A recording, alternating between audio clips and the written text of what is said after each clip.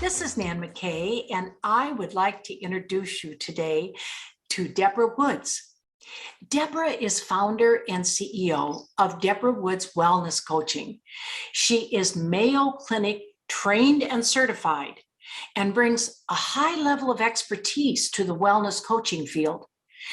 In her coaching business, she seeks to foster a mindset that promotes positive behavioral change and supports personal health and wellness goals.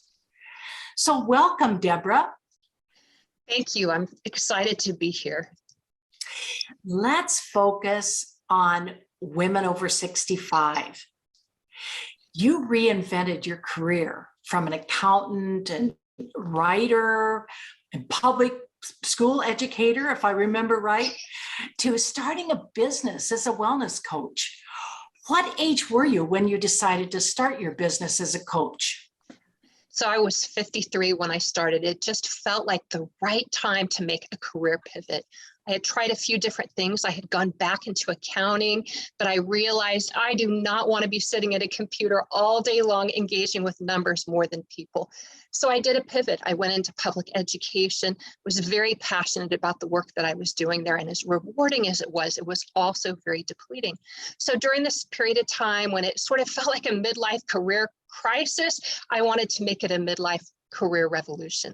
So I looked at and considered the different options, doing research online, thinking about what are my strengths, what are my talents, what do I want to be doing for the rest of my life?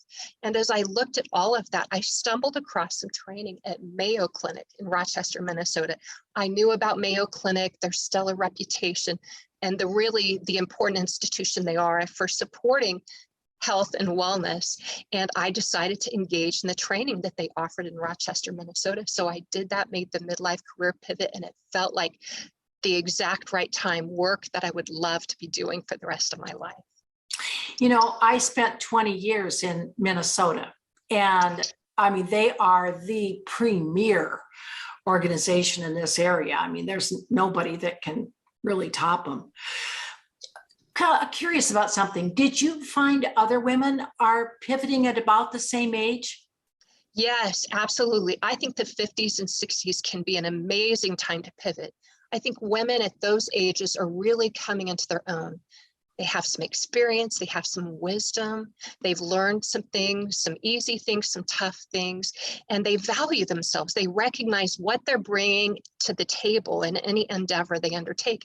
And at the same time, maybe they're feeling less valued in the workplace as ageism and discrimination starts to sort of creep in, and they can sense it. They recognize their value. They want to work for someone who recognizes their value, and it ends up being a great time to go to work for yourself. That's been my personal experience and the experience of many other women that I know as well, just valuing ourselves and seeing how we can put that value to work to make a difference in the world. You said that you experienced extreme burnout prior to starting a business. How would women know they've reached that point? Yes, so no two situations look exactly the same for burnout, but I think we get a sense that, I'm just not enthusiastic. I'm not doing as well as what I would like to. I think it can be helpful really to ask some questions about how we're doing. And one, how are you doing in navigating your day-to-day life? Are you maintaining or losing your enthusiasm for your work? Are you just struggling to get through your days? Is life feeling a little bit like a dread in terms of work? And are you feeling satisfaction with your accomplishments, or are you losing satisfaction and just not feeling satisfaction with your accomplishments? Those are some of the things to look at and to ask yourself about to see how you're doing in terms of maybe navigating some burnout. A couple of other questions that I think are really important is, are you struggling with sleep? Is sleep really maybe a new sleep pattern, struggling with insomnia, having a hard time falling asleep or a hard time staying asleep? And then finally, if you've been experiencing headaches or maybe other physical complaints, with all of that together, I think it's really important to think about how you're doing with those things. And then if you find you're answering yes to those questions in terms of, yes, I'm struggling in the day-to-day, I'm lacking enthusiasm, I'm dreading work, maybe it would be really beneficial to engage with your primary care physician or someone who can provide some mental health support to really navigate and find your way to a better place. You know, Debra, I wonder whether women that retire, you know, maybe they're, like we've talked about, 65, and they have been valued and gotten their persona and maybe their ego during those work years. Do you think there's burnout in a sense in that area as well? Or is it confusion? Is it anxiety? Is it loss? What is it there? Yeah, so I'm never one who says it's one thing for everyone, right? But in working with people, really what I sense is that transition, maybe from the full throttle work world to a place where you're retired, or maybe pulling back in how many hours you work, it can be a confusing time because so much of that identity is tied up in this work persona that you've developed over the years, and it can be a difficult time. And so I've worked with people in this area, and one of the things that we really look at is what you have accomplished in the past and feel good about that you might like to think about engaging in the future, maybe in a different way, taking those talents somewhere else, whether it's perhaps substitute teaching in schools, or maybe if it's starting your own business, whatever that looks like. And then what are things that you have time for now that maybe 5 years ago you didn't? Are there things that you did when you were younger that you would like to take up again? So I think when you're navigating that difficult transition, and it can be difficult, it's really important just to get curious about yourself. So if it isn't burnout, for instance, for them, it might very well just be stress. But I just love what you're saying, because it makes such sense.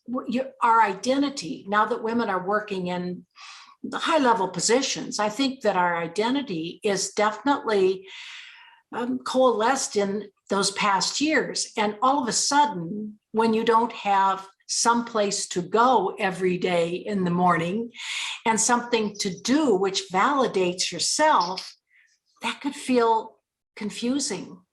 Yes, definitely confusing. And then letting the dust settle a little bit as you make the transition.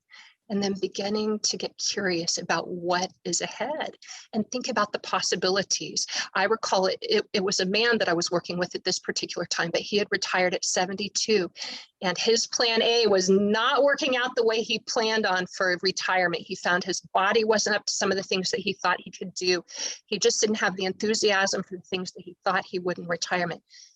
And he recognized that, and we recognized that together. But then he began to get curious about what are the things that I would like to do? How would I like to navigate forward? And in his case, that ended up being taking up archery again, which he hadn't done in many years, and really enjoying his engagement with that. Also reading more. He loved to read, and he had time, as he hadn't in the past, to really engage with and learn about history and read books that really enriched his sense of the world. And the other thing that he did is he was extra mindful of really creating that social connection that sometimes we can lose when we're no longer in the workplace. And he really made a plan for going forward with that and did it. And I could just see week by week his enthusiasm returning for life and just a sense of joy. Okay, so life's not what it was a few years ago or even last year, but look what it can be, and I have a hand in making it so. And I love your word transition, because I think what happens is that we tend to think, okay, career, shut the door, open the door, retirement, something totally different. Your point, I think, is, wait a minute, you can have carryover. You can have some things that you used here that might be a benefit to you over here. But the transition between the two, regardless of age, because he may have been retired even longer than that.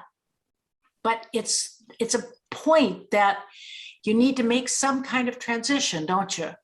Yes, and allowing yourself that time for transition, allowing yourself to recognize, oh, this really is a change in my life. There are things that I'm going to miss, but also begin to get excited about what can be ahead and what you can do to make it so. So definitely a transition, and allowing ourselves time and compassion and curiosity in making that transition. And staying with a positive mindset. Yes, absolutely. And that is, let me just say, that is very much supported by the evidence, by science, that it's not about being Pollyanna, like everything's great and under the surface, it's not at all. It's really about looking for ways that we can invite positivity into our lives.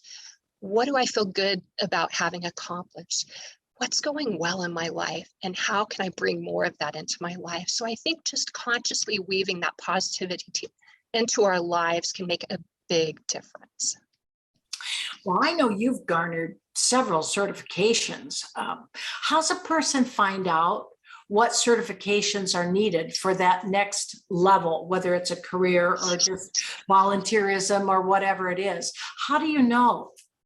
Yeah, so I think that's a really good question. In some cases, it can be very obvious what certifications you need. So when I was in college, I studied accounting. I learned that if I was going to go to work for a top tier accounting firm, I absolutely needed to get my CPA license. And so I did.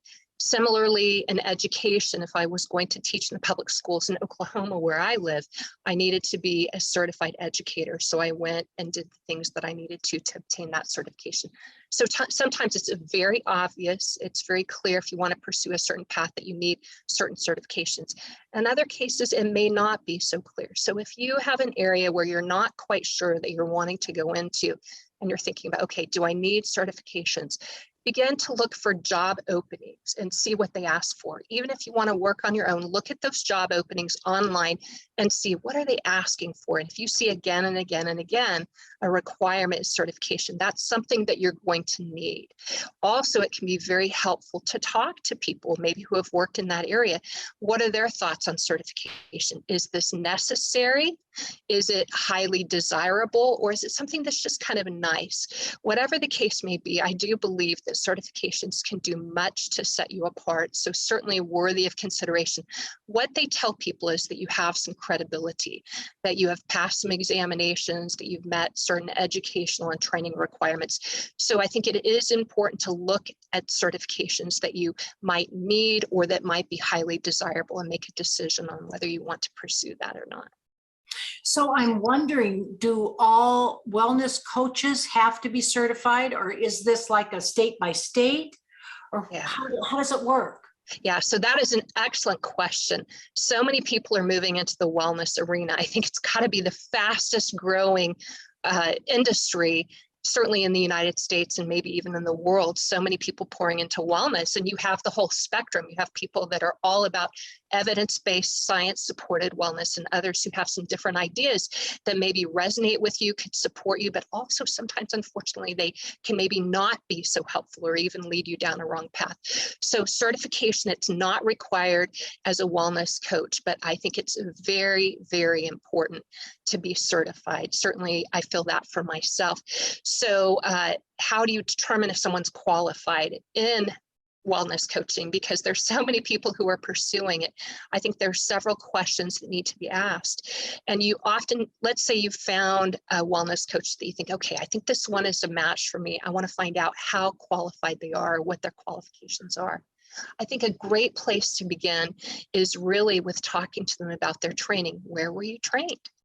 And what did that training include? So, for example, some might have been trained at Mayo Clinic like I was, or maybe they were trained at Duke University, which has a wonderful wellness coach training program as well, or other such institutions that you've heard of. So immediately, if you hear that they've been trained at those places, you know, ooh, that was probably some really good training. But let me just say, I want to give a shout out to the organizations that do training for wellness coaches that maybe you haven't heard of, but with some research, you can determine that they too provide exceptional training.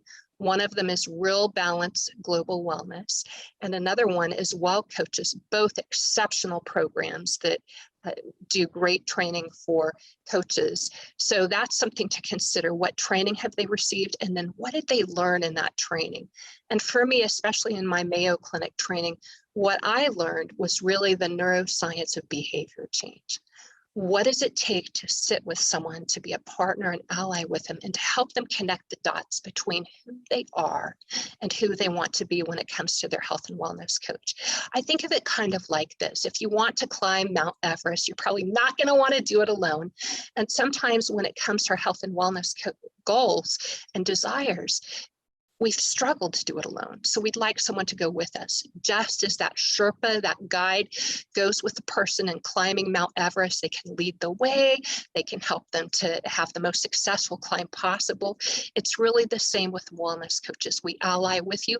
We're not going to do the work for you, but we're going to climb with you and help you get along that path to where you want to go.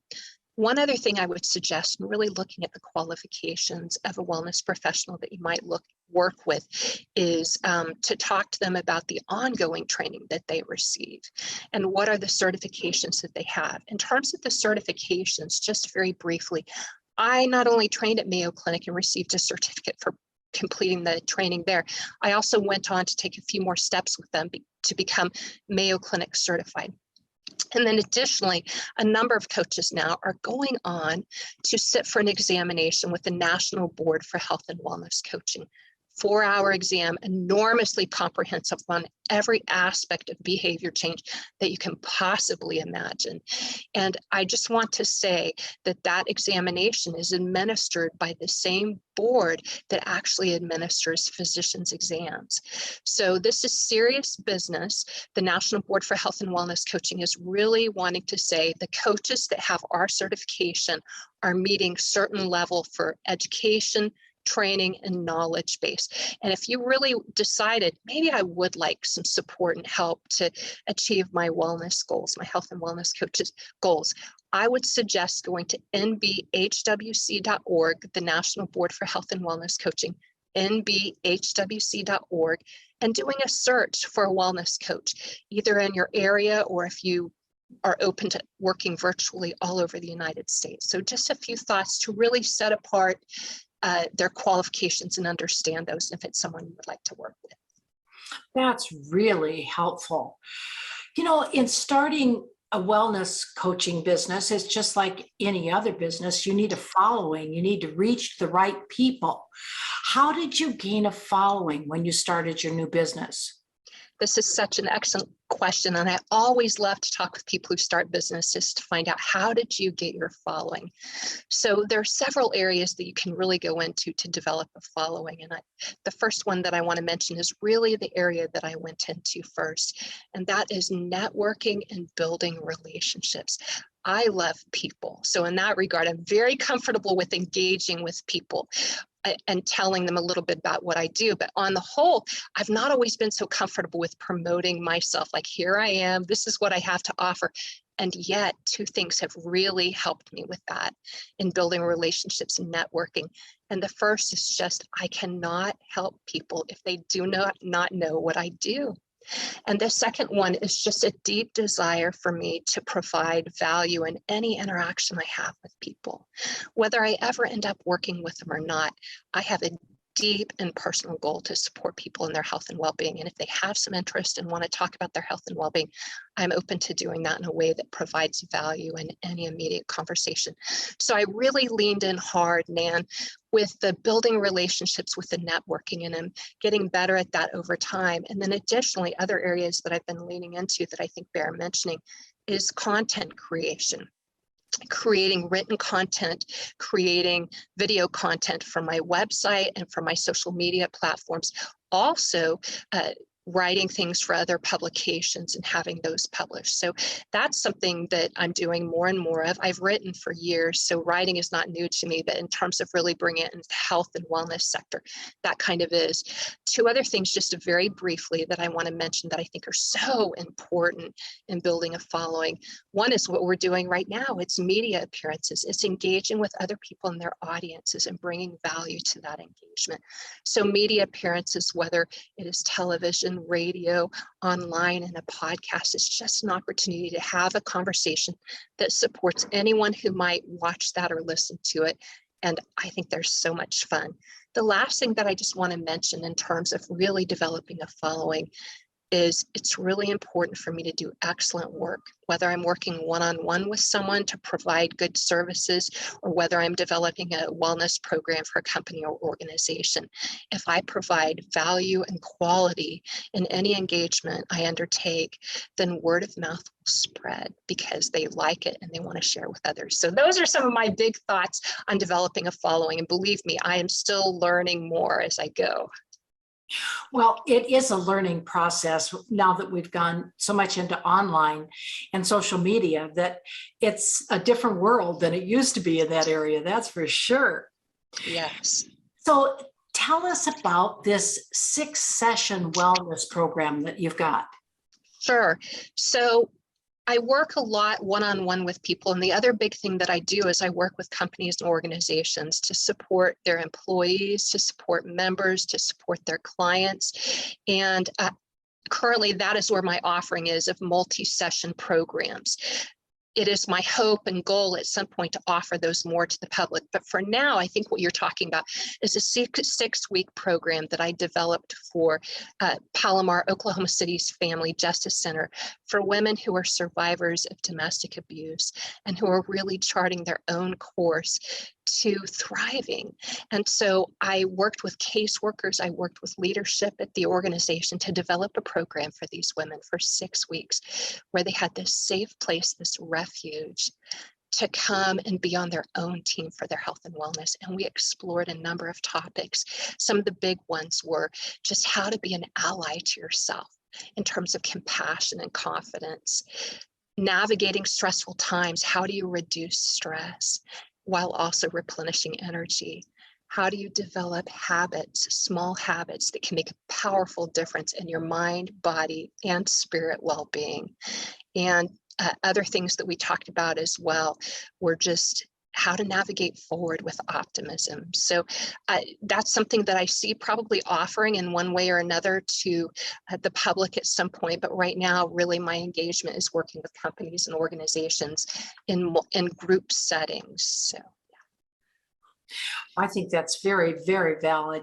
And what's interesting to me is that I think when people think of wellness and wellness coaching, they tend to think of physical. Yes. And I hear you saying, wait a minute, it's a whole person. It's not just the physical. Am I right on that? Yes, that is absolutely it in a nutshell. Lots of times when people think about health and wellness, they think food and fitness, food and fitness. And believe me, food and fitness are very important. But there is the whole person to consider. And I think we've all experienced this with the pandemic, that we need to take care of all parts of ourselves to navigate trying times and good times well. What do you feel are the most important areas for women? First, let's take over 50 to focus on as they age, and then segue over and say, what about people, women, let's say over 65? Yeah, so I think really 50 and over, I really recommend women focus on those pillars of wellness and sort of look at those. What am I doing in terms of how I'm eating? Am I eating well? The fruits and vegetables, the whole grains. Does it mean you have to eat perfectly? No, I don't think so. But eating well overall. So the pillars of wellness, eating well, moving well, meaning stay physically active, whether you're 50, whether you're 65, whether you're 75, to the point that's reasonable for you, right? So eating well, moving well, sleeping well, and then reducing stress and fostering meaningful social connections. Those are all really what I think of as the foundation or the pillars of wellness. Now, I think it bears mentioning just briefly, when you think about that physical well-being, we really need to think about several things. Doing that aerobic activity, that cardio activity, super important. Whatever that looks like for you in your life. Is that walking? Is that swimming? Is that cycling? Is it maybe turning on some pop music from your teen years and dancing? It can look like whatever makes sense for you and is supported by your healthcare provider. So there is the aerobic activity, the cardio, but we also, I think, especially as we age, need to be mindful of the strength training, doing that weightlifting. And we're not talking He-Man weightlifting. We're not talking Arnold Schwarzenegger. Let's see how much you can lift. We're talking about weightlifting that really supports bone strength and being strong. But then also balance is incredibly important, and flexibility. And what are the things that you would enjoy now that would help you to do that? For some women, it might be yoga. It might be Tai Chi. It might be a little while back, my cousin, who's just a little bit older than me, I visited her in Houston and she took me to a stretching class at the YMCA that I loved. So it can be a stretching class. So being mindful of those pillars of wellness, and in particular, leaning in on the physical, staying physically active. And then what could you do that you would enjoy now so you can sustain that over time? So I think honestly, Nan, that's really for 50 and up, but absolutely for 65 and up. There are times when you might have to modify to be in sync with your physical abilities. My husband, who's a little bit older than I, we have these conversations. So we say, okay, we're no longer in this to like win the game. We want to stay in the game. So let's not do anything crazy that's going to injure us, but let's do things that energize us and keep us active overall. Well, I think that is so important. And as you get over 65, I think that balance, and that you're not talking about physical and mental balance, you're talking about physical balance, that it's going up and down stairs, that it's not falling. Those kinds of things are really important as you age. Absolutely important. I'm so glad that you made that distinction, that yes, at times we're talking about mind, body, and spirit balance. But in this case, we truly are talking about the importance of maintaining your physical balance to avoid falls, to be able to get up if you do have a fall, and different things like that. It is key to stay well physically as much as possible as we age. With all the people that you've worked with, what do you think are the biggest problems or pain points that you're seeing out there today? Yeah, so I do want to hone in on kind of the 50 and up, but then also the 65 and up. Here's one of the biggest challenges when I work with these women in health and wellness. And it's really that if we haven't been prioritizing our health and wellness, we're likely seeing the cumulative impact of that in our 50s and especially in our 60s, with the weight gain, with the higher blood pressure, with the diabetes, type 2 diabetes, with potential cardiac issues. We don't fight it off the way we used to, like not taking such good care of ourselves when we were younger. We really start to feel it as we age. And so diabetes maybe was never an issue before, but it's become an issue. So recognizing that, okay, the cumulative impact of maybe not taking as good a care of myself as I could, I'm feeling it now. It doesn't mean that it's a lifetime like prison sentence or whatever. There are things that you can do from 50s and 60s and on to take better care of yourself. Let me give you an example. So if diabetes or pre-diabetes is an issue for you and you're working with your physician on this right now to really tackle it, one of the key things that you can do is look at if there's some excess weight, even losing just 5 to 7% of that excess weight in combination with having about 150 minutes a week of moderate physical activity. Moderate physical aerobic activity can make a tremendous difference, a significant difference. This has been followed by the CDC, the Centers for Disease Control and Prevention. And what they have found is that if you engage in those two things, the 5 to 7% weight loss, so we're not talking like a massive makeover, we're talking about dropping 5 to 7% of your body weight, that in conjunction with making sure you get in the 150 minutes of activity a week, that can reduce the risk of type 2 diabetes by 58%. And along with that, one of the cool things is the things that you can do to take better care of yourself to address diabetes also takes care of the heart, it takes care of the mind, it takes care of the blood pressure. So just really leaning in on those pillars of wellness and taking good care of yourself going forward. Well, I appreciate what you're saying, because I think that's a definition then of self-care, that you can't just rely on other people or ignore it. And you're talking about setting up some definite benchmarks in a sense for yourself. Yes, absolutely. And I'm glad that you brought this up as a way of taking care of ourselves, because something you and I have talked about recently is just this idea of self-care. What is it? How do you define it? And lots of times people hear self-care and they think, oh, bubble baths and spa trips. One, that's not for me. Or two, I don't have time or the money. And let me just say, bubble baths or spa trips, if they fit your budget and you have the time, they can be part of that self-care. But when I talk about self-care, I'm talking about the behaviors, the habits, the activities that help you to feel well and live well. And what is that? How are you taking care of yourself with the food you eat? And I am very big on making small changes over time as opposed to large changes. So if you think, oh, I really do need to eat better, maybe it doesn't have to be a full meal makeover all at once. Maybe it can be a couple of months of really leaning in on eating more fresh vegetables and making that easy for yourself. So self-care is really about the behaviors, the habits, the activities that help us to feel well and be well. You said that you were working primarily with businesses and groups. Do you provide some services? If somebody was interested, could they contact you to? Yes. Yes. So I do a lot of work in groups now, but I also maintain a practice of working one-on-one with people. And let me just be clear, my sweet spot is working with women who have some maturity, who have some years of experience, and they're ready to prioritize their health and well-being. And they want to work with someone who's going to be respectful of their life experience, respectful of what works for them, and engage one-on-one. So when I first went into wellness coaching in terms of who I worked with and where that sweet spot was, I wasn't sure. I loved working with everyone, but I have found over time that it really, in that one-on-one work, I love working with women who have some years of experience and life experience under their belt and maybe want to make some changes and take fuller charge of their health and well-being and would like some support to do that. You've written many blogs, and one was even published in the startup. How do you get your blogs published? Yeah, I think that's a great question. I will tell you, I've written for years. I'm a self-trained writer.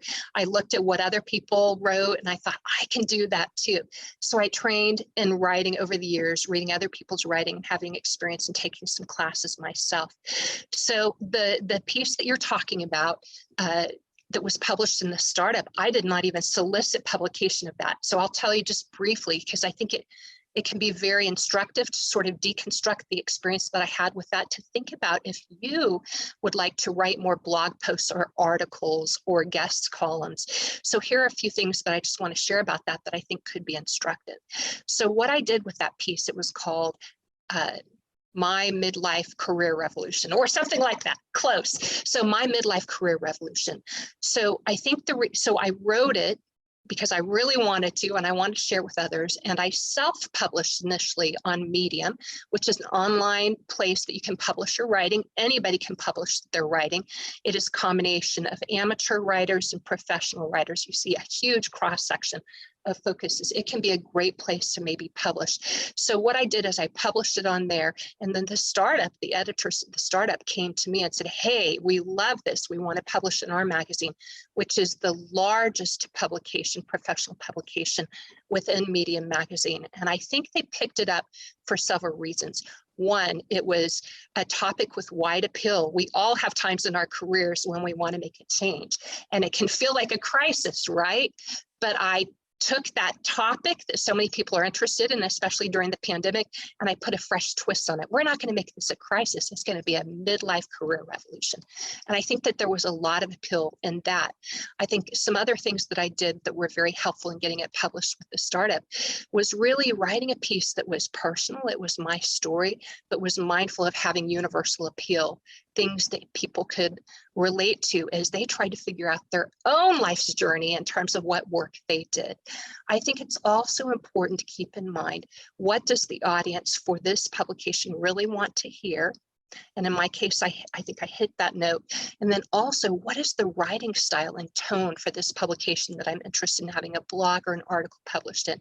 Because if theirs is more formal and have quotes and more academic, conversational writing is not going to be a match. So I think looking for the audience that you want to write to and writing in a way that the publication you want to write for is interested in. One other thing that I want to say, Nan, in thinking about this, is if you really want to write for different publications online or websites, get to know the person who runs that, whether it's an editor or the person who runs the website, and develop a relationship with them. Let them know who you are, what you can write about, show them some samples. And one thing I've learned, sometimes the hard way, is keep your communication with them brief and to the point. They see writing all the time. So try to bring them value immediately, keep it brief, and let them know what you have to offer. So writing can be a great joy, whether it's personal or it's something you want to do personally and then share with others. And it can be a great way to establish credibility and build that following. Now, you talked about Medium. I think that's what you said. And you're talking about medium.com. What magazine do they publish? Yeah, so they publish a number of magazines. So Medium, so anybody pretty much, as far as I know, can publish on Medium. You can just develop your little account and publish. And then they have a number of magazines that are within Medium. And to be honest with you, I don't fully understand how all of it works, but their biggest magazine is The Startup, but then they have other magazines too, aimed at different groups, different demographics. So I think you can go seek publication on those, or you can publish your own. And even if you publish your own and maybe they don't pick it up for one of their publications, you can still send links to people that you're engaging with. Here's an article I wrote that can provide some maybe support for what you're going through or whatever. And I found that that too can help to establish credibility. Those are good suggestions. You know, I was thinking about the women that you were working with that have experienced domestic violence. And a question came to my mind. How can women replenish joy? Yeah, no, such a good question, especially right now with the times that we're navigating, the pandemic, post-pandemic world, with kind of a politically toxic environment, with people we know going through difficult things, with some of the things we're seeing going in the world. I think we have to be truly conscious of replenishing joy in our lives. So rather than giving you a laundry list of all the things I think you should be doing in terms of replenishing the joy in your life, I really want to invite you to get curious. And I want to ask just a few questions to think about while we're engaging together, but maybe to take with you and explore later on your own, maybe this weekend or something. So the first question I want to ask of you is just very simple. What brings you joy? And how can you invite more of that into your life? And as you think about wanting the experience of joy in your life, what simple pleasures have brought you joy? And how might you invite more of those into your life? So my husband and I are definitely in transition phase. Our last child leaves home to go to college this fall. It's kind of bittersweet. Like we're like, yay, we're going to be a little bit freer. We can just go on a weekend holiday without thinking about the kids as much as we love them. But it's also a little bit a feeling of loneliness as we make that transition. So recognizing that and thinking about how I want to navigate that, I want to be mindful of weaving joy into my life and weaving joy into the experience that I have with my husband. And one of the things that I'm going to lean into this fall and this winter is the Danish concept, and we've all heard of it recently, hygge, where you look for ways to invite comfort and coziness into your life. So this winter, my plan is more than ever before to find some time on the couch in front of the fireplace, curled up under a blanket with a favorite book and just enjoying that time. Or maybe time with my husband listening to music that he loves and that I love, that we both love, or one or the other loves and the other one can appreciate. So I think, what are those simple pleasures? And I've got some ideas for this fall for myself. And the last thing that I just want to ask you to think about is, what activities have brought you joy in your life? I'm even going to invite you to think back to your childhood. What are some of the things in your childhood, your young adult years, in your 30s or 40s that brought you joy? And how might you invite some of that into your life now? And then here's one last thought. I'm firing these off fast, but some things to think about even after we're done engaging for now. But I want to invite you to consider, what have you always wanted to try but haven't yet that could bring you joy and you would like to try? So I'm going to give you a moment to think about that, just a brief moment, and then I'm going to share something with you that brings me joy that I've never tried but would like to. So for me, I want to go on a hot air balloon ride. I think that would bring me joy. It might give me a little scare too, but I think it would bring me some joy, and that is in the future. And it's getting closer. So those are some of my thoughts on replenishing joy, just being mindful of what would bring more joy into your life and how you can make it so. Well, those are terrific. Well, my last question is, what are, let's say 3, but it's whatever fits you, tips that you would give women over 50. And then I want to ask, how would those differ for a woman over 65? Yeah, so thinking about that, I'm not sure the things that come immediately to mind for me, I'm not sure that they would differ so much in the 65 up crowd. So we kind of talked about this, but I think it's really important to highlight it. For 50 and up and then 65 and up, I think it's really important to prioritize your health and well-being as never before. We're simply not as resilient as we used to be. We're maybe starting to experience the impact of maybe not having taken as good a care of ourselves as we could have, but you can start now and it will make a difference going forward. So really prioritizing as never before your health and well-being, mind, body, spirit. Along with that, the other tip that I have is really to think about, when it comes to your health and well-being, what is non-negotiable for you? Or what do you want to have be non-negotiable? And when I say non-negotiable, I mean, this is something that I'm going to do, and I'm going to do it consistently because it is crucial for my health and well-being. For me, that thing is really physical activity. And it's been the case throughout my whole life. And I feel it more now than ever. I need to be physically active every day to feel good and to live at my best. At times that has looked like running for me, jogging slowly. And at other times it looks like walking. And if I've had an injury, maybe it looks like swimming, but it looks like something because I feel better if I get that non-negotiable in. The last thing that I want to share is kind of a tip and something to think about if it resonates with you, is the idea that our health and well-being, it doesn't have to be all or nothing. It doesn't have to be, I'm eating perfectly healthy or I'm eating fast food and junk food. It doesn't have to be like that. It can be something in between. And it's really the small things that we do. So focus on those small things that can make a big difference over time. So those are my 3 tips. Prioritize that health and well-being, determine what for you is non-negotiable, and then go small to go big. Well, Debra, it has been just wonderful chatting with you. And you have so much good advice for all of us and good ways to think about things. And I think that's what's really important today. Is there anything else you'd like to share with us? Yeah, so I just have to say, Nan, I am in the process of reading your book right now, Gold in the Golden Years, and it is chock full of gems that I have truly enjoyed.